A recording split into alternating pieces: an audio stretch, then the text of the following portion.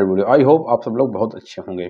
आइए आज एक और टॉपिक बात करते हैं। यहाँ पे हम लोग बात करने वाले हैं ओटीएस के बारे में, जैसे कि बजाज फाइनेंस का ओटीएस कैसे हो सकता है और उसके साथ अगर आपने लोन लिया है तो कैसे से बाहर निकल सकते हैं। देखिए अभी हाल ही में आरबीआई ने एक सर्कुलर जारी किया था बैंकों के लिए, जिसमें उन्होंने यही बताया था कि विलफुल डिफॉल्टर के साथ लोन का सेटलमेंट करे बैंक, और 12 महीने बाद उस शख्स को अगर जरूरत पड़ती है तो दोबारा से भी लोन दिया जाए। हालांकि काफ़ी इसका विरोध हुआ था, लेकिन इसके बाद में लोगों ने इसको बैंक एग्री कर गए इस बात को भी। लेकिन देखिए कई बार होता है क्या कि लोग लोन लेते हैं और पेमेंट पे नहीं कर पाते। इसका रीज़न ये नहीं कि वो विलफुल डिफॉल्टर हैं, कुछ लोग ऐसा भी करते हैं जानबूझ के, but most of the cases में यही होता है कि लोग जेन्युइन रीज़न से लोग लोन का पेमेंट नहीं पे कर पाए। ये कई बार बैंक भी समझते हैं इस चीज़ को।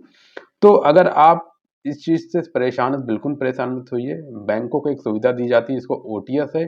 ओटीएस सुविधा उस हर कस्टमर को मिलती है जो लोन ले रखा है और पेमेंट नहीं कर पाए किसी रीजन से और उनका लोन डिफॉल्ट हो गया। तो आप ओटीएस की सुविधा से थोड़ी सी समझ के साथ आप कर्ज मुक्त हो सकते हैं, कर्ज से बाहर आ सकते हैं। लेकिन मैं आपको ओटीएस की सुविधा लेने से पहले कुछ की पॉइंट बताऊंगा जिससे क्या नुकसान होते हैं आपको ओटीएस की सुविधा लेने से। देखिए अगर आपका लोन ले रखा है, पेमेंट आप नहीं पे कर पा रहे तो आपका ओटीएस अगर आप लेना चाहते हो तो उससे पहले ये भी समझना होना चाहिए कि आपका नुकसान भी उससे क्या है। देखिए लोन का सेटलमेंट कर कर्ज के जाल से आप बाहर निकल सकते हैं, बिल्कुल सही। ओटीएस की सुविधा से आप बाहर आ जाएंगे उस कर्ज के दलदल से। लोन लेने के लिए सिविल स्कोर, क्रेडिट स्कोर को काफ़ी इंपॉर्टेंट माना जाता है। अगर आप ओटीएस करोगे तो आपका सिविल स्कोर खराब होता है। यहाँ से समय पर ईएमआई ना दे तो आपका क्रेडिट स्कोर कम हो जाता है। ये 3 पॉइंट्स को समझना भी जरूरी कि आपका सिविल स्कोर इम्पैक्ट होगा। बट अगर आपने लोन ले रखा है, जैसे कि पेमेंट नहीं कर पाए, आप ओटीएस की सुविधा लेके आप उस लोन के सिस्टम से बाहर आ सकते हैं। लेकिन अगर आप फिर भी चाहते हो कि निकलना है इस कर्ज के दलदल से, तो आप ये 2 कॉन्सेप्ट को समझ सकते हैं। 2 तरह के लोन होते हैं, एक होता है सिक्योर्ड लोन, एक होता है अनसिक्योर्ड। यहाँ पे सिक्योर्ड लोन क्या होता है, जहाँ पे अगर कोई चीज़ आप गिरवी रखिए उसके बिहाफ में आपको लोन मिला है तो आपको वो सिक्योर्ड लोन हो गया है। सिक्योर्ड लोन अक्सर करके सिक्योर माना जाता है बैंकों के लिए एक प्रकार से। अगर आप पेमेंट नहीं करते, बैंक आपकी गिरवी रखी हुई संपत्ति को बेच के अपना पैसे को रिकवर करते हैं। बट हालांकि सिक्योर्ड लोन काफ़ी सस्ते मिल जाते हैं, 6 से 10% के बीच के रेशियो मिल जाता है। वहीं पे unsecured loan, personal loan, credit card loan जो आप लेते हैं, अनसिक्योर्ड लोन ये किसी भी व्यक्ति के कमाई के आधार पर, उसकी क्या जॉब है, क्या इनकम है और उसके सिबिल के बेस पे दिया जाता है। ये ब्याज जो था काफ़ी महंगा होता है, 10 से 20%, 22%। कुछ एनबीएफसीज और बैंक के कई बार 26 से 28-30% तक भी ब्याज जाते हैं, जो हालांकि आप लोगों ने अक्सर इस चीज़ को देखा होगा। लेकिन अगर आपका ये लोन है, आप फिर भी आप इससे बाहर निकलना चाहते तो बहुत आसानी से आप निकल सकते हैं और बहुत सिंपल से कॉन्सेप्ट है ओटीएस की सुविधा को अपना के। तो अगर आपका लोन है, आप पेमेंट नहीं कर पा रहे हैं, कोई ऑप्शन नहीं है, तो आप ओटीएस की सुविधा अपनाइए। सबसे जो वैलिड रीजन होता है कि आपके पास पैसे नहीं है, तो अगर आपको लगता है 2-3-4 महीने के बाद पैसे आने की उम्मीद है, तो आप सबसे पहले बैंक से कुछ समय मांगिए, उनको अपना वैलिड रीजन बताइए, ठोस एक्सक्यूज बताइए कि हाँ आपके पास पैसे की दिक्कत है, जॉब नहीं है अगले 3 महीने, 6 महीने, 1 साल, 2 साल की स्थिति देखते हुए आप बैंक आपको कुछ समय दे सकता है। बैंक से अगर आप बात करेंगे तो बैंक आपको 3 महीने, 6 महीने या 1 साल के लिए भी छूट दे सकता है। आप बताइए आप पैसे देने की स्थिति पे नहीं है, आप पैसे नहीं पे कर पा रहे हो, आपको समय लगेगा। अगर आप मुझे समय नहीं देंगे तो आपका लोन डिफ़ॉल्ट हो जाएगा। ये एक डॉक्यूमेंट लेटर लिख के बैंक को दीजिए, अपनी सारी स्थिति को भी बताइए। अगर बैंक इस चीज़ को एग्री करते हैं, बैंक आपकी बात सुनेंगे और वो समझेंगे और आपको समय देंगे। तो आप बैंक से कुछ समय माँग सकते हैं। साथ में आप लोन को रिस्ट्रक्चर भी करा सकते हैं। जैसा कि आपने कोई एक लोन ले रखा है, लोन आपका 5 लाख रुपए का 5 साल के लिए था और 11,000 रुपए आप ईएमआई दे रहे थे और 3 साल तक लोन की ईएमआई समय पर चुका रहे थे।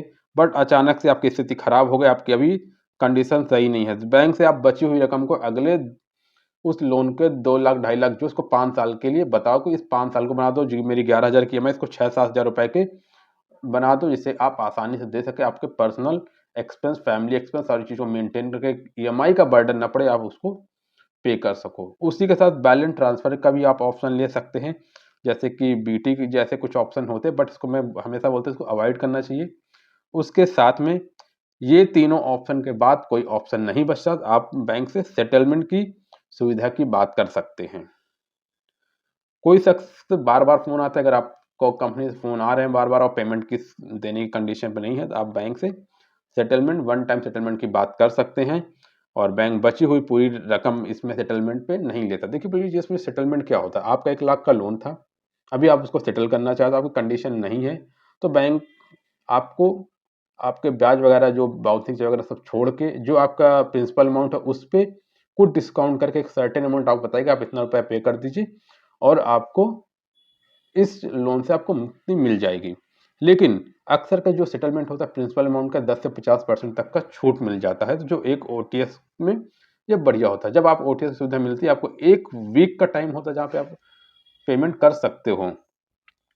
ओटीएस के दौरान हमें बट कुछ खास बातों का भी ध्यान रखना चाहिए। आप बैंक से ओटीएस की बात कर रहे हैं, उन्हें अपनी बात बता रहे हैं कि आपका पैसे की दिक्कत है, तो बैंक आपको तभी लोन सेटलमेंट या वन टाइम ओटीएस की सुविधाएं प्रोवाइड करे जहाँ पर वैलिड ठोस कारण होना चाहिए, जैसे कि जॉब का चले जाना, 6 महीने हो गए आपको जॉब नहीं मिली, आपका बिजनेस डूब जाना, कोई कमाई का अन्य स्रोत नहीं है आपके पास, दूसरे ज़रूरी खर्चे हैं उनको आप मेंटेन करो जिसकी वजह से आप पैसे पे नहीं कर पा रहे हो, तो ऐसे कुछ वैलिड रीज़न आपके पास होने चाहिए जिसको ध्यान रखते हुए बैंक आपकी बात सुनता है, तब बैंक आपको वहाँ पे सहयोग करता है और वन टाइम ओटीएस की सुविधा देता है।